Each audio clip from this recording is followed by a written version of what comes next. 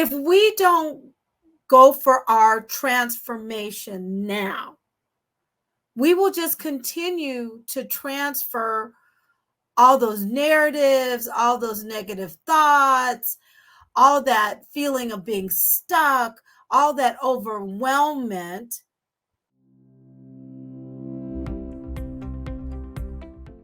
Hello, welcome to episode number 6 of Overwhelmed to Resilient. I am Dr. Phyllis, your host. In today's episode, I want to talk to you about the topic, what doesn't get transformed gets transferred. I am listening to a wonderful book by Pastor Michael Todd, and it's called Damaged But Still Good. It is a wonderful book, and as I've shared with you, I love books. From a little girl, I can remember always having a book as my mom would go to meetings, or we were waiting for my brother for his music practices, rehearsals, or his football practice, his baseball practice, whatever it was, because there's 10 years between my brother and I. And so I was the little sister tagging along, but I always had my little book bag or, some coloring activity. But I love books. I'm at my happiest when I could just go sit in a library, or I would get a new book. And I'm like that now. I have a tendency, I just love books.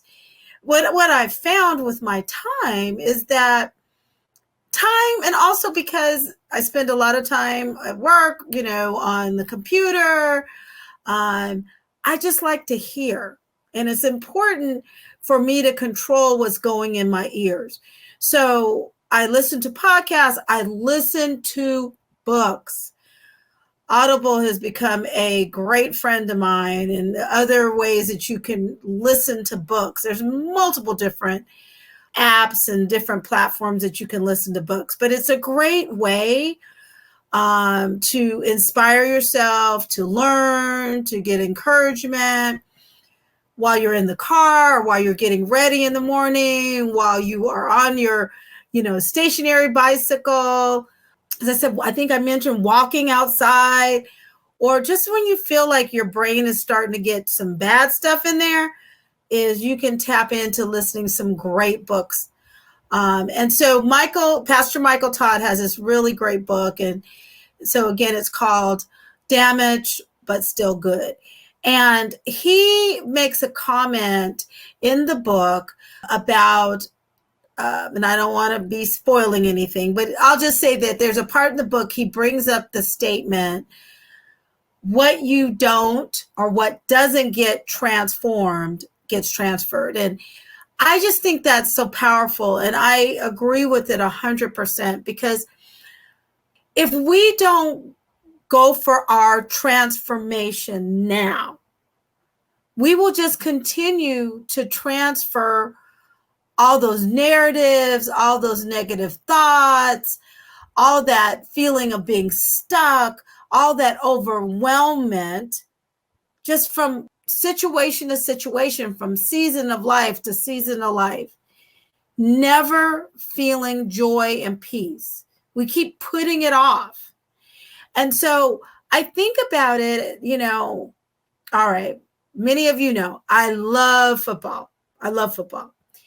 And used to love playing flag football. I tell you, with all this flag football going on right now with our kids,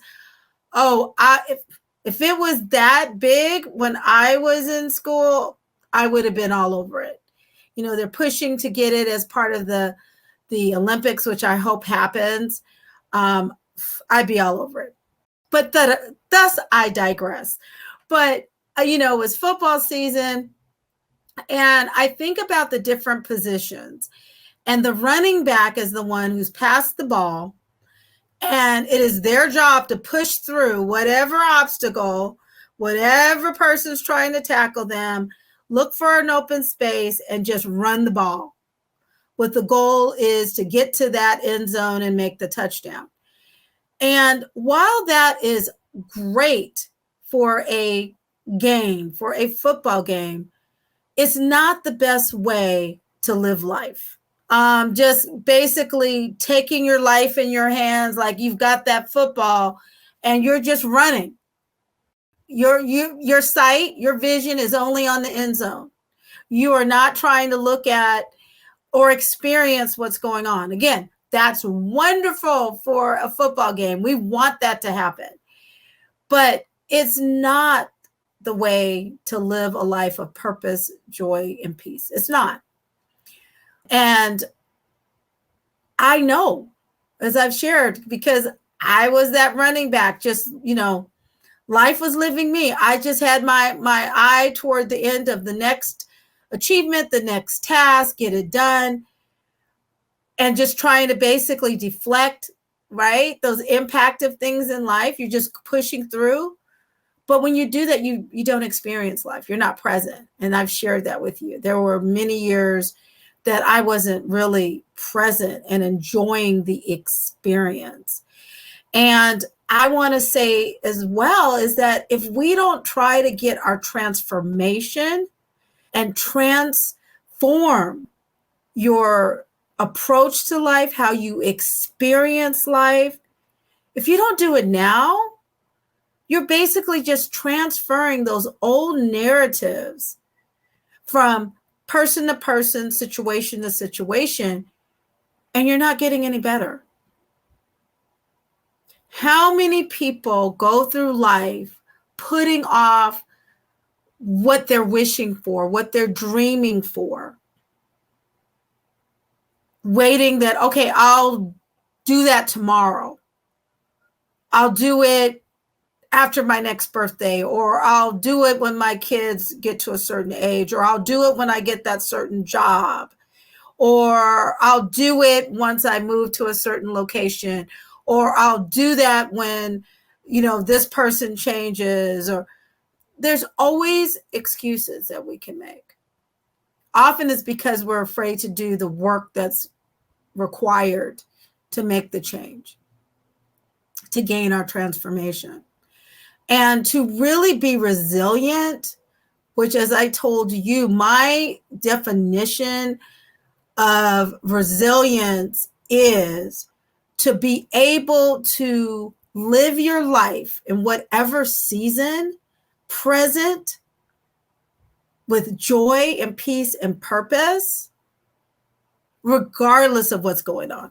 That's what resilience is. Resilience is not sucking it up and just absorbing everybody's issues or situations' issues and playing the martyr and letting life live you instead of you living life. That is not resilience.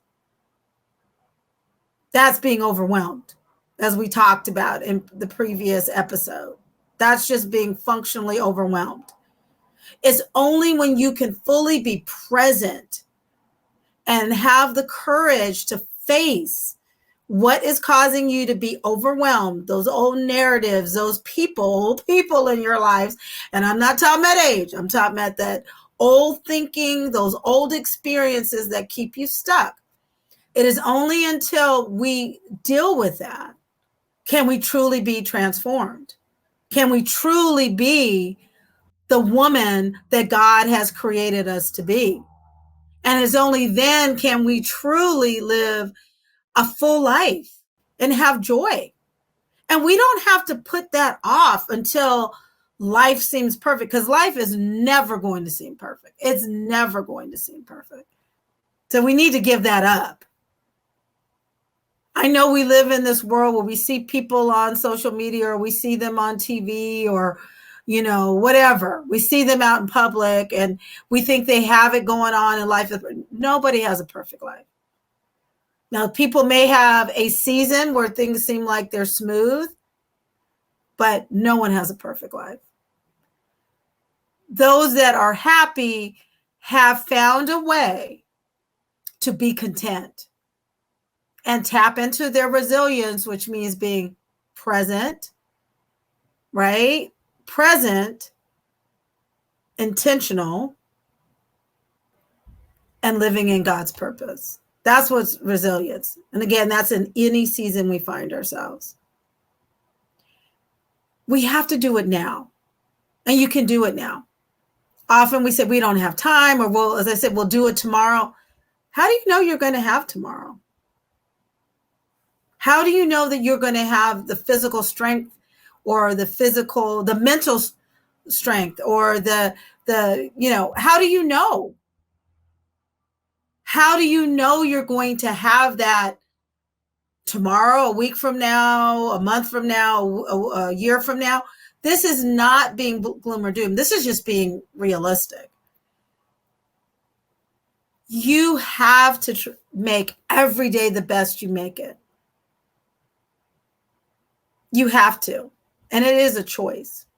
We don't have a choice of what life throws at us all the time. Now, there are some situations that we walk straight into. Look, I am the witness. I am my own witness. There are situations I walked into with my eyes wide open, and I could have kicked myself for doing that. I could have kicked myself for doing that. I really could have. I could have kicked myself for doing that. So there are some situations that we walk in with our eyes wide open. But more times than not, we can't control people. We can't control situations that we find ourselves in. So we have to decide that now is the time to transform and to find the courage,